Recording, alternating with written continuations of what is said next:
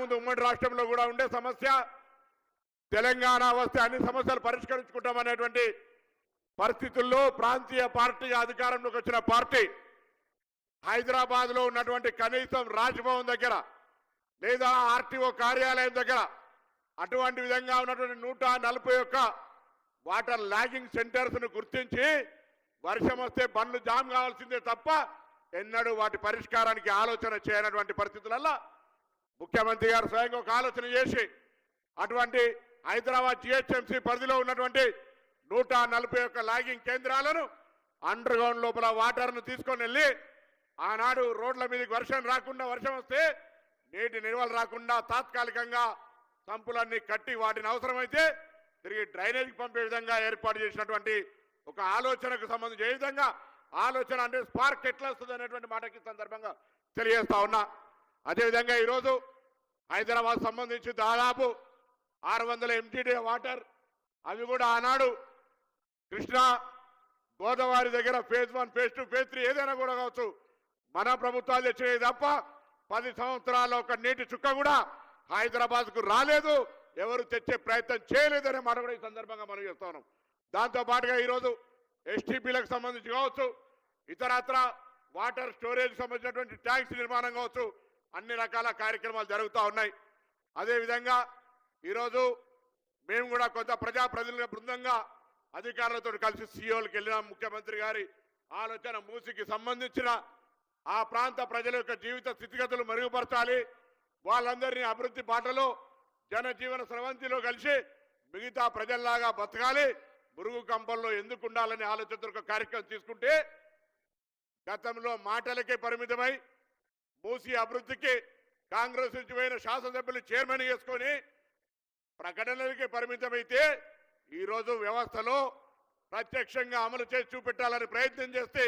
అనేకమైన అభ్యంతరాలు పెడతా ఉన్నారు. ఈరోజు వాటర్ ఉన్నటువంటి అది అమెరికాలో కావచ్చు లేదా లండన్లోనో థేమ్స్ కావచ్చు లేదా ఇంకెక్కడ ఉన్నా మన పక్కన గుజరాత్లో సబర్మతి కావచ్చు అనేక జాగల్లా ఆ విధంగా అభివృద్ధి చెందింది. అదే అభివృద్ధి మూసి కూడా చేయాలని తలంపిస్తుంటే అనేక రకమైన అవాంతరాలు వస్తున్నాయి. కానీ నిజంగా కూడా భవిష్యత్తులో ఇలా బాపు ఘాట్ దాకా తీసుకునే కార్యక్రమం, దాని తరుపతి నల్గొండ జిల్లాలో ఉండేటువంటి అక్కడి దాకా తీసుకునే కార్యక్రమం ద్వారా హైదరాబాద్ పాత నగరం కొత్త నగరం తేడా లేకుండా తెలంగాణ దేశంలోనే ప్రపంచంలో హైదరాబాద్ నగరానికి ఒక స్థానం వచ్చే అవకాశం ఉందనే మాట సందర్భంగా మనం చేస్తా ఉన్నాను. అదేవిధంగా ఈరోజు ఈ వేదిక ద్వారా ఈ ప్రాంతం నుంచి ప్రాతినిధ్యం వహిస్తున్న పార్లమెంటు సభ్యుడిగా కేంద్ర మంత్రిగా ఉన్న కిషన్ రెడ్డి గారు ఈ హైదరాబాద్ అనేది ఒక lakes and rock city, archaeology మినిస్టర్గా టూరిజం మినిస్టర్గా ఉండే ఈ హైదరాబాద్ బ్రాండ్ ఇమేజ్కి సంబంధించి హైదరాబాద్ సంబంధించి ఒక్క రూపాయి కూడా నిధులు తీసుకురాకుండా రాష్ట్ర ప్రభుత్వం బడ్జెట్లో నిధులు కేటాయించకుండా అనేక సందర్భాల్లో ప్రభుత్వం తరఫున విజ్ఞాపనలు ఇచ్చినా కూడా హైదరాబాద్ పైన నిర్లక్ష్యం జరుగుతూ రాజకీయపరమైన చర్యలకు ప్రభుత్వాన్ని విమర్శించడానికే పరిమితం అవుతా ఉన్నారు. ఇది వాస్తవాన్ని ప్రజలు గమనించాల్సిన అవసరం ఉంది. అదేవిధంగా హైదరాబాద్ సంబంధించి బ్రాండ్ ఇమేజ్ అంటే ఒక ఏదో మౌలిక సదుపాయాలే కాదు, ఈరోజు పట్టణ ప్రజలు ఢిల్లీలో ఏ విధమైన సమస్య ఎదుర్కొంటున్నారో అటువంటి సమస్య హైదరాబాద్కు రావద్దని ఒక ఈవీ పాలసీ తీసుకొచ్చి పరిమితమైన సంఖ్యలో కాదు 2026 డిసెంబర్ 31 దాకా హైదరాబాద్లో ఈవీ వెహికల్స్ అన్ని కూడా కొనుగోలు చేసే ఫ్రీ ట్యాక్స్,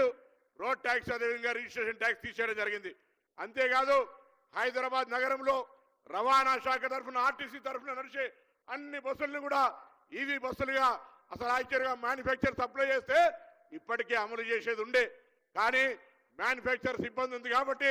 దశల వారీగా హైదరాబాద్లో ముఖ్యమంత్రి గారి ఆలోచన మేరకు రాష్ట్ర ప్రభుత్వం ఆలోచన మేరకు